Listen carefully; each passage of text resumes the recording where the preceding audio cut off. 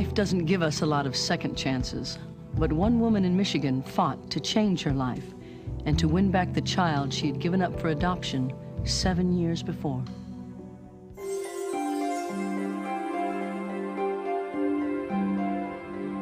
In the fall of 1986, Chris Smith was barely 21, but she was about to make the most devastating decision of her life. The decision to give up her 3.5-year-old son, Matthew, for adoption. She thought she was doing the right thing, offering him a chance for a better life with a good family, a life she couldn't provide. I didn't have a job, so I lost my apartment, and I didn't have anywhere to live. So I was living out in a car, and so that was not a life for him. But walking away from her son was extremely difficult. Matt grabbed my hand and he said, "Mommy, please take me home." And I just kind of looked at him and I said, "I can't do that right now." And that was the last time I saw him. It was a terrible separation, a grief Chris already knew firsthand. She too had been given up for adoption. Chris says she was severely abused emotionally and physically. She ended up in a series of foster homes and suffered more abuse. Finally, when she was 14, she ran away, living on the street, vulnerable and alone. By the time Chris was 16, she was pregnant, and in August of 1983, she gave birth to Matthew. Emotionally, I just couldn't handle it. You know, when he'd look at me, there's all this trust in his eyes and all these expectations in his eyes, and I was very scared. Chris recalls every day as a struggle. Desperate for a home, she ended up in an abusive relationship with an alcoholic. 4 days before Matthew's 3rd birthday, she gave birth to a daughter, Ashley. But Matthew would never know his little sister. She lived only 3 days and was buried on his birthday. I had to celebrate the life of one child and grieve the life of another on the same day. And I fell apart. Grief sent Chris's life wildly out of control. She lost her job, her apartment, and Matthew. For several years, Chris wandered homeless, living on the streets, in shelters. It didn't matter where. Then, one day, something deep inside her found fresh strength. This clicked in my head that said, live or die. There was no in between. There was no choice. There was no straddling the fence. It was either live or die, and I wanted to live. Chris Smith walked into a nearby Wendy's restaurant, got up her courage, and asked for a job. I was very honest with him, and I said, look, I need an apartment. I need to get a place of my own. And I just kind of looked at this guy who did not even know me, and I said, I need a job. To her lasting astonishment, Chris got the job on the spot. And I can remember sitting back, and I just took this deep breath and I let it out. And I asked him, why? And he looked at me and he said, because you're honest. That stranger's act of faith helped Chris turn her life around. She worked hard. Soon she had an apartment, friends, and a bank account. Then she met a man at the restaurant, Joe Johnson, a man who would become her husband.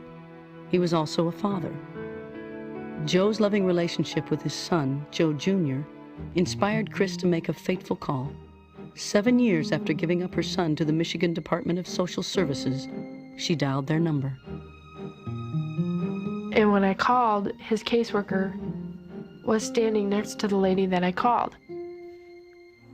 By the grace of God, she was there. Just at the identical time that I called, it was a miracle. 7 years had passed since I left my son. I remember thinking that this is one of the few times I've been in adoption and children's work for over 20 years, one of the few times I've had a birth parent after such a long period of time call back to find out about her child. The fact that, of all people, Matthew's caseworker was standing next to the person who took her call convinced Chris that fate had taken charge. And she told me that he was in a home for children, an institution. And my heart was kind of in my throat. I couldn't believe that he had never been adopted. I thought he was going to have so much of a better life. And come to find out that he was in and out of institutions and foster care homes, and I'm feeling the guilt and the pain for that. It was kind of like in retrospect looking at me. Matthew was almost 4 years old when he was put up for adoption. Too old to attract most adoptive parents. They prefer babies. So foster homes were his only option. But like his mother before him, Matt was a troubled child who never felt he belonged.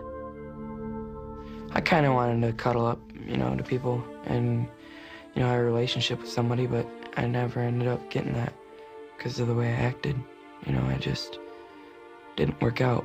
Well, Matt had a lot of trouble paying attention, probably because what's now been defined as hyperactivity or attention deficit disorder with hyperactivity. He had trouble getting along with other kids and adults, and trouble following the rules, which is not atypical of any child, but Matt's behaviors kind of went to the extreme in all those areas. Every abandoned child fantasizes about his real mother one day coming back. In Matthew's case, the dream was about to come true. His caseworker gave Chris permission to visit her son for the first time in 7 years. I pulled in the driveway and I looked at and I saw this tiny little kid, thin, beautiful little boy with a baseball hat on and a red coat. I'll never forget it. And I couldn't get out. I couldn't get out of the van. I watched him, and my girlfriend looked at me and she said, "Well, you gotta get out." And I told her, I can't move. She looked just like me, and I was like, no way, this can't be true. And I slowly got out of the van and I just looked at him and he looked at me, and he ran to me and I ran to him, and I just kind of scooped him up and I said, "Hi, Matt. I'm your mom." And we hugged for like a couple minutes and she just started bawling. Mother and son together again. For both of them, a fairy tale come true. Over the next few months, during many supervised visits, Chris and Matthew renewed their long-ago bond. It was great because I had somebody to be with, and I had someone to share my feelings with and talk to and have all those different things. It was good. Chris introduced him to Joe and Joe Jr. Slowly, they began the work of building a family. Heavenly Father, we thank you for all the blessings that you have bestowed on this family. Finally, in November of 1996, they made it official. In a formal adoption ceremony, Chris once again became Matthew's mother, one of only a few cases in Michigan's history where a birth mother adopted her own child. It was a happy ending and a brand new start, all at the same time. Court's adjourned. It's not always easy. Like, sometimes I don't know how to be his mom, sometimes he doesn't know how to be my kid. And that's gonna be a lifelong process. No matter what happens now, both Matthew and Chris are convinced they were meant to get back together. If I died today, I can say that I've done everything that I've needed to do. Are we all a little broken? Something always on the mend. But just when you want to give up hope, it all comes crashing in. You begin again. It doesn't matter where you've been that counts, it's where you're going. It doesn't matter what you've done. There's nothing that you can do that can't be undone. La la la la, la la la la la.